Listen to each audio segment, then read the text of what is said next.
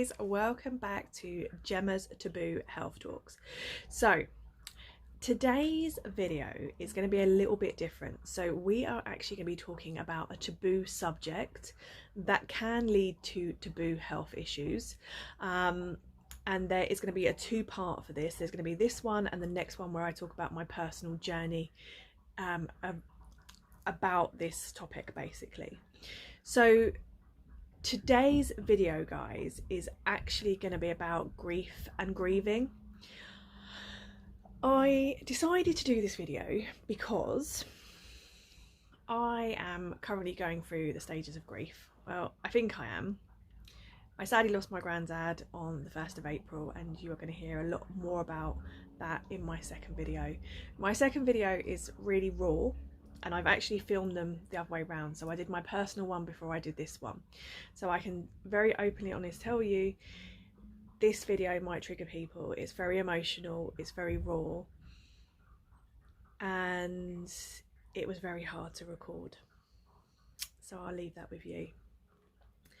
So as I said, today's video is going to be about grief and grieving, and 2020 has been a brutal year. Lots of people are grieving, lots of people are going through grief because of COVID, and also it's just been a year where a lot of people have actually passed away. So I wanted to do this video so I could have a chat with people about the actual process of grieving and grief. So if you think this video is going to trigger you or make you upset, then guys, I'm so sorry, you do not have to watch, of course. But please stick around if you would like to. So guys, I actually looked up the definition of grief, and I'm going to read from my phone on this one just so I can tell you what the actual definition of grief is. So, grief is a response to loss, particularly the loss of someone or something that has died, to which a bond of affection was formed.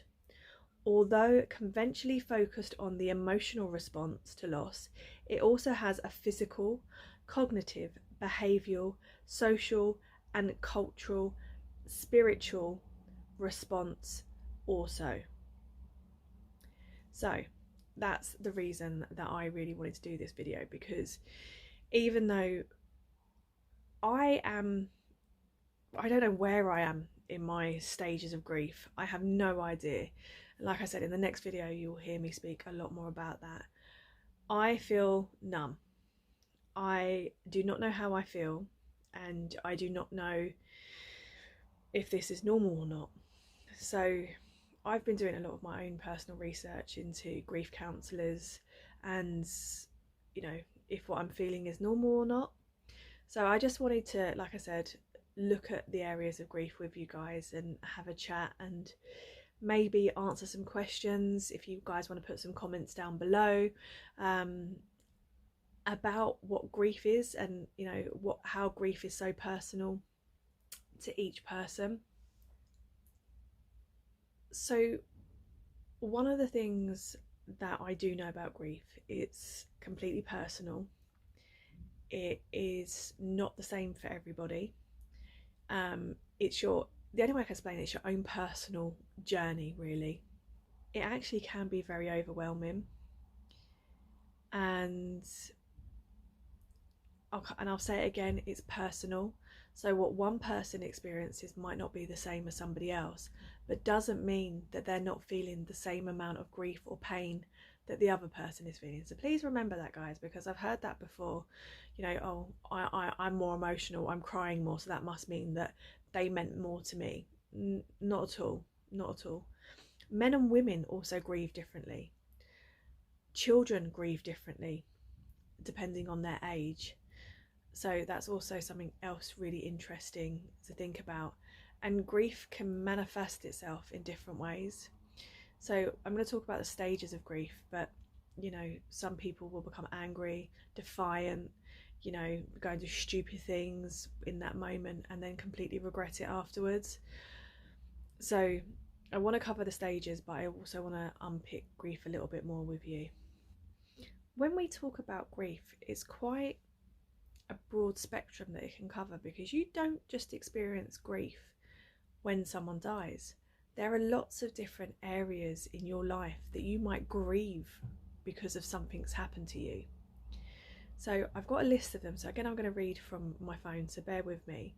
But you can grieve a relationship breakup. So if you go through a divorce, the loss of your health, losing a job, the loss of your financial stability, a miscarriage, a death of a pet, losing your dream.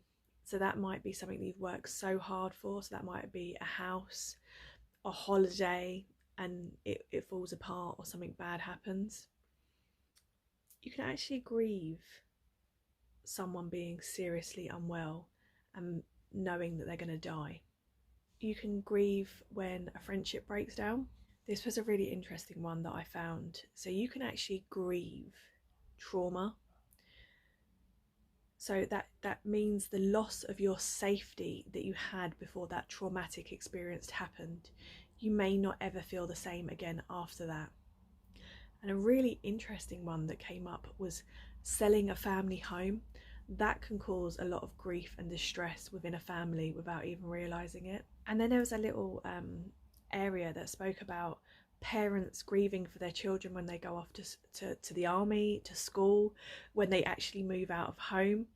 So there's a lot of areas that we grieve in our daily life without probably knowing that we're grieving, and it's actually, we just think it's a moment of sadness, but it actually falls in the bracket of grieving, which I found really, really interesting. So as I said, the grieving process actually is really individual. There's no right or wrong how you grieve, and no one should tell another person how they're grieving if it's right or wrong, because it's individual. And factors can actually influence how we grieve also. Your personality can play a part in it, your own coping style, your life experiences, and also your faith can play a massive part on how you process your own grief. The big thing, guys, and which I'm currently really struggling with, the grief process might not be fast for you. Might take a long period of time for you, but might inevitably be very quick for somebody else.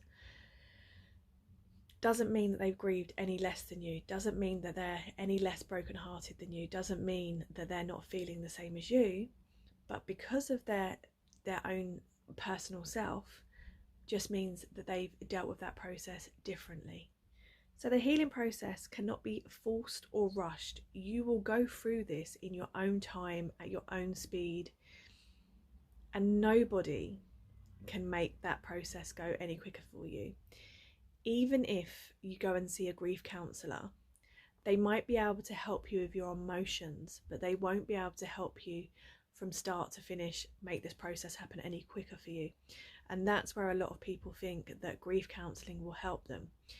Your own natural psyche, your own inner self will determine when you go through this process and how you feel and how long they take. So if you're reaching out to a grief counsellor because you think they're going to be able to help you get through these stages quicker, that's not what they're there for. They're there to help you understand what you're going through. They're there to help you map out routes of how you come to the next stage. They're there to listen to how you feel, but they're not there to get you through this any quicker. You will get through this process in your own time. I know that might be really crap to say, because you just want to get through the other side and stop feeling the way that you're feeling, but it's normal and it's natural, and you do go through this process, and not everyone does. Some people can just accept the fact that someone's died and they're able to process that information, but for a lot of people, grief takes time, comes through in stages. There's a process that you will go through naturally, and it's just something that you have to ride the emotion with, unfortunately. So in 1969, there was a physicist that basically broke down the stages of grief, and they now fit in under 5 stages, which are denial, So this is when you'll deny that this has even happened. No, it's not true, you're lying, blah blah blah, don't want to hear it. Then anger, really angry with the situation. Why has this happened? Who did this? You know, just angry with the whole thing. Bargaining, which is really interesting to me. So people will bargain, please take this away, I will do A, B and C if you bring that person back. This was a new one to me. Depression is a stage that people will go through where they're so sad, you know, they're really struggling to deal with their emotions and dealing with the grief of that person or thing or whatever is causing them to grieve, to pass through that stage. The final stage is acceptance. And this was really interesting to me when I was looking at this, because acceptance doesn't mean that, you know, you're over it, because it's not that at all. Because you can still be grieving in any order from these 5 stages. They don't go in that order. You can go through any sort of process and you can accept it and still feel angry. But what acceptance means is that you mentally and physically understand that this person has gone. You understand that they are not coming back, and you understand that for you, this process either has to happen or it doesn't have to happen. You are not going to grieve or you are going to grieve. So acceptance is a big part of the 5 stages of grief. So like with everything, there's actually a process of how to get yourself through those 5 stages. And as I said, even though this person has said there are these 5 stages, it doesn't mean that you are going to go through all of those 5 stages. What it means is that's for, you know, that's what they've, like a norm. Let's say it's like a norm that you will feel these. But as I've said, not everyone will experience all of those, and not everyone will grieve in that way at all. Again, there are 6 steps to the actual grieving process. So they are, you need to acknowledge your pain. And this is one of the things that I am finding the most difficult, because I can think about my granddad and not get emotional, but as soon as I talk about my granddad or his passing, I will cry like a baby, and you will see that in video too. But acknowledging your pain is one of the biggest things that you need to accept. You need to accept that you are hurting and what has happened is causing you pain. Do not try and lock it up. Do not throw away the key. Accept it and be open about it. Number 2 is that you need to accept that grief can trigger many different and unexpected emotions. So I will talk about my granddad and I will smile and I'll be happy, and I can go from being happy and giggling to being on the floor crying. So the most amazing memories that I have of my granddad can make me really, really happy, but in a flip of a coin can break me down and make me feel so emotional. So understanding this grief process is purely and uniquely yours. You will go through it how you want to go through it, and at what time frame you want to go through it. Seek out face-to-face support from people that you care about and that care about you, because talking to someone over the phone can be very different to actually having face-to-face communication with them, and how you come across might seem a lot different face-to-face than over on the phone. Support yourself emotionally by looking after yourself physically, and we'll talk a little bit more about that in a bit. But make sure that you are okay before you try and make sure everyone else is okay, because if you're not okay, how can you make others okay? And a really key thing is that you need to be able to recognise the difference between grief and depression, and that's something else that I'm going to cover in a little bit further in the video. So there's actually symptoms of grief. So as well as you going through the stages, there's actually things that you are going to feel and experience, and they are emotional symptoms. So you may feel shock and disbelief, sadness, and that's where I am right now. With every time I talk about my granddad, I feel the most intense sadness. You may feel guilty. You may have a really bad sense of guilt for not being there with them, not saying something to them, not telling them that you love them, not having that last conversation. It's a really horrible emotion to feel, is guilt. You may feel angry, you may feel fearful, and with the emotional symptoms then come the physical.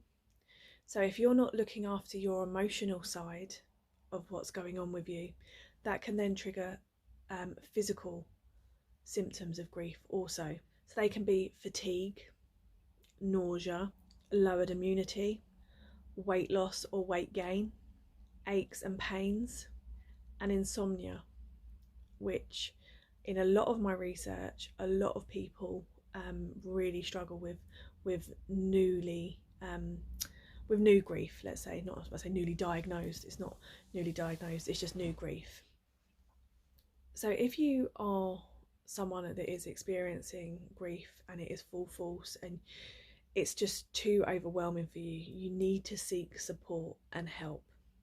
You need to seek someone to talk to, again, as I said, face to face, so you can talk about how you're feeling and you can talk about how you may not be able to get through the stages, or you know, how you're not sleeping properly, or you're not feeling great, and you know, you're just lonely. By keeping all of those things inside, basically becomes one big knot of horrible stuff that you can't get rid of.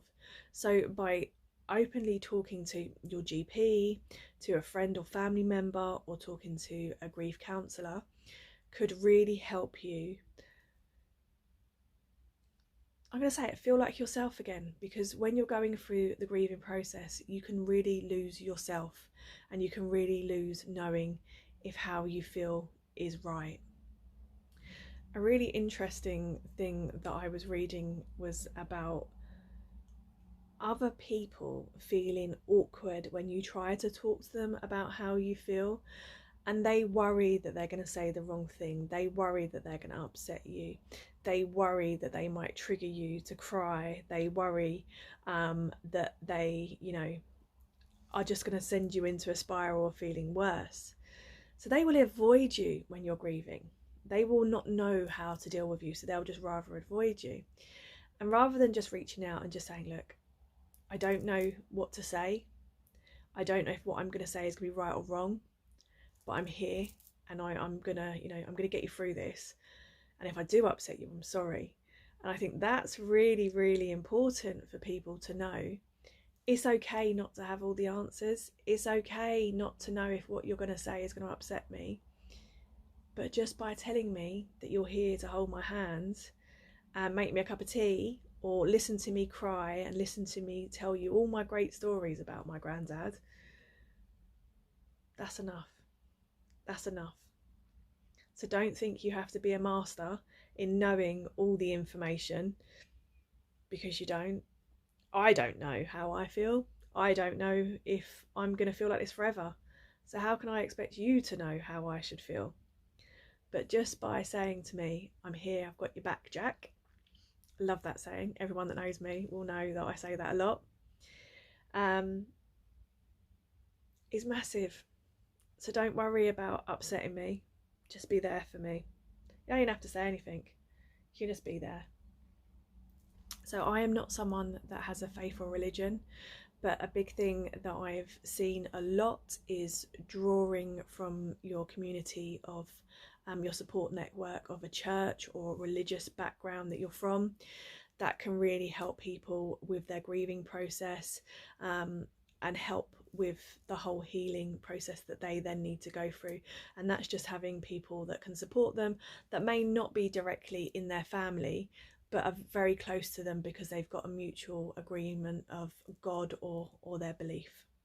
So joining a support group ranks really high within the ways of being able to cope with things emotionally in a physical sense, while you're going through this grief process. I've seen a lot of mums that have lost their children young that will then go to support groups that will talk about it, and because other people can't sympathise with them because they've still got their children, and again they don't want to come and speak to you because, you know, your teenage child has been stabbed or shot, but their teenager's still around.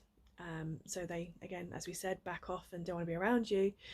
So by drawing from strength of a support group, from people that have been through the same thing that you have lost their child in the same way, you know, is massive, and it ranks really high in the ways of being able to get through and cope with the grieving process. And then actually last on the list, which was quite interesting, was actually talking to a therapist or a counsellor, because the list basically says there's lots of things that you can do before you end up having to talk to a counsellor or a therapist about the way that you feel. But if you are someone that doesn't have those other networks of support around you, then it is really important for you to be able to reach out and talk to someone. So that might be a counsellor or therapist. Make sure you're taking care of yourself. And this has come up before as well. If you're not looking after yourself, so if you're not eating well, you know, you're not finding ways to manage, no one else can do that for you. You're going to have to accept that there are processes that you have to go through. You are going to have to self-care to be able to get yourself through this. Also, a really interesting thing that come up was about planning ahead for anniversaries.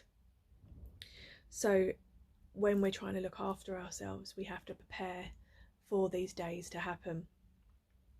So this week was my nan and granddad's 64th wedding anniversary. For my nan, I took her out for an afternoon tea because I didn't want her to feel like we couldn't celebrate because he wasn't here. We now have her birthday coming up, and we also have my granddad's birthday coming up. I will have to prepare something for both of those days to make sure that we can get her through and feel okay. So guys, I really want to talk to you about when grief doesn't go away.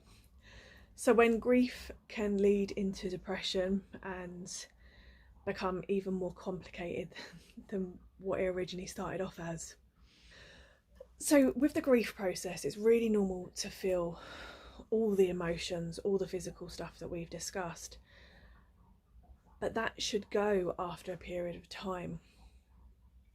May not go completely, but maybe less, and you'll be able to cope with it more. And your day-to-day will become more easier to face and cope with.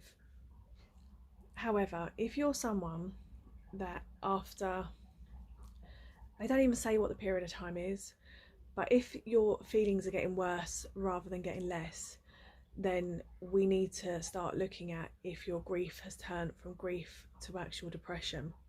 Or even there's a title called complicated grief, and I will read a bit more about that for you. So complicated grief, I'm actually going to read from what I've written about this, because this was new to me and I don't want to get it wrong. So complicated grief is sadness of losing someone you love. It never goes away completely, but it shouldn't remain centre stage. If the pain or the loss is so constant and severe that it keeps you from resuming your normal life, you may be suffering from a condition known as complicated grief. So it's an actual condition. I've never heard of this before. I just thought there was grief and there was depression. So there is a known thing called complicated grief. Complicated grief is like being stuck in an intense stage of mourning.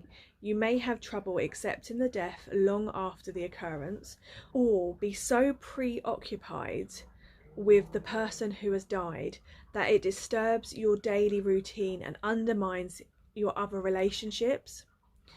So symptoms of complicated grief include intense longing and yearning for a deceased loved one, intrusive thoughts or images of your loved one, denial of the death or sense of disbelief, imagining that your loved one is alive, searching for your deceased loved one in familiar places, avoiding things that remind you of your loved one, extreme anger or bitterness over your loss, feeling that your life is empty or meaningless. If your loved one's death was sudden, violent, or otherwise extremely stressful or disturbing, you may start having psychological trauma, which presents itself as PTSD. And this is normally, if you go through a complicated grieving process, is where we would normally get referred to counsellors, even CBT sessions, cognitive behavioural therapy, that's what it stands for, sessions of therapy. It doesn't always result in you having to have medication. It's about, they try and get you to accept and learn acceptance, but it can take a long process, but you do need medical assistance with that. So guys, the actual difference between grieving and having depression is really interesting. So distinguishing between grief and clinical depression isn't always straightforward, because they share a lot of the same symptoms between grieving and having depression, but there are ways to tell a difference between the two. Please remember that the grief process is like a roller coaster. There is going to be ups and downs all the way through this, and it's individual to you. And even when you're grieving, don't think you can't be happy. Don't think you can't have moments where you have a lovely thought of them and you smile, or someone brings you something and it makes you smile, or someone makes you laugh. Doesn't mean that you feel any less grief, and doesn't make you think, please don't think that you're over it, okay, because you might not be. But just because you're having a moment where you can smile and be happy, that's okay, that's normal, that is allowed. But with depression, on the other hand, feeling the sense of emptiness, despair, numb, they're constant, they don't go away. You don't feel happy, you don't feel a sense of pleasure from anything that would normally make you happy and you would enjoy. So other symptoms that may suggest that you're actually suffering from depression and not actually grief are an intense sense of guilt, thoughts of suicide come up a lot, the overwhelming feeling of not being that person, not being here, can make your inner self tell you that the only way you can cope with this is not to be here yourself. Feeling completely worthless. Slow speech and slow body movements. The actual inability to function at work, at school. You cannot think of anything other than that person or that grief or how you feel in that moment. Seeing or hearing things that are not actually there. When people have suffered a really traumatic grief experience, after a long period, it's actually quite normal to think you can hear or see them after they've passed. It's your own psyche doing that to you, and it's you trying to hold on to the good moments. But if after a long period of time you are physically seeing them, or you can still physically hear them, there's something that's not going to plan, and you definitely need to have a chat with your GP about that. So in the normal rule of everything, antidepressants are not needed for the normal grief process. But if you are suffering with depression, you may need to go on to some type of medication, and that might be antidepressants. But again, it's really important that in this whole process, even with the depression side of it, that you do speak to people. And if you're someone that is witnessing this, you might have to be someone's advocate and say, look, I'm really worried about this person. They've gone through this really traumatic time. Please, how can I help them? Or what can you do to help them get through this? So remember, guys, while you're grieving, make sure you look after yourself. And if you can't look after yourself, make sure there is someone that can help you look after yourself, that you can trust and you can rely on. If you are at the stage where you feel that you need to seek help, do it. Do not go through this process on your own. And like I've said before, speak to people face to face. Tell them how you feel. Tell them what you need. Tell them how they can help you, because they might not know how they can help you, and they might not know if what they're doing is right. So reach out, be open and honest. Yes, when you're being open and honest, it can be horrible, it can be scary, people don't know how to deal with it, but it gives them a true picture of what you need. And on the last note, guys, seek medical help if you need to talk to anyone anyway. But if you start feeling suicidal, please, please, please, please reach out to someone. There are lots of great organisations out there, and I'm only going to use one, and that is Mind. Mind are absolutely amazing, and in this year of 2020, the actual rate of mental health has spiked considerably, and they are doing so many great pieces of work to help everyone and anyone that's experiencing different issues of mental health, and they are a great source to go to if you need any support or help. So guys, this video is just to talk about it's okay not to feel okay. It was to talk about, you know, what's normal, what's not normal. It was to talk about the grief process isn't straightforward, isn't normal, it is a roller coaster. Everyone will experience it differently, but that's okay. Don't judge others though. Don't judge others because they don't feel what you feel. Don't question what others feel as well. But be there to support each other, be there to love each other, be there to help each other through this horrible time that you are going through. Be it, like we said, a death of a loved one, or any of those things that you can grieve over. My next video is my follow-up to this, and it's talking about my personal journey with grief, because I don't feel that I'm grieving properly, which is quite peculiar because I've just spoken about this, but I still don't think I'm grieving very well. As I said, it's very raw, very emotional video, and I talk about all the people that I've lost in my life, which isn't that many considering my age. But I am really, really struggling with my granddad's passing, and I was hoping by the end of that video and talking to her openly and honestly that it would make me feel a little bit better. So thank you for watching this video. If you do have any questions or anything at all, please, please, please leave some comments. And, you know, if you are someone that's been through counselling, someone that wants to say anything about this video, you know, talking about how it's affected you, please, please, please leave your comments. That's what we're here for. This is what this group's here for. And I hope you are all well and you are all safe.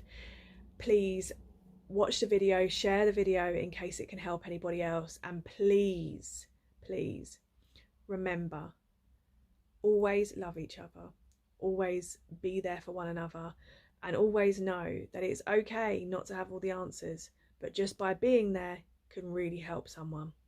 Have a great day, guys, and I'll see you soon. Bye, guys.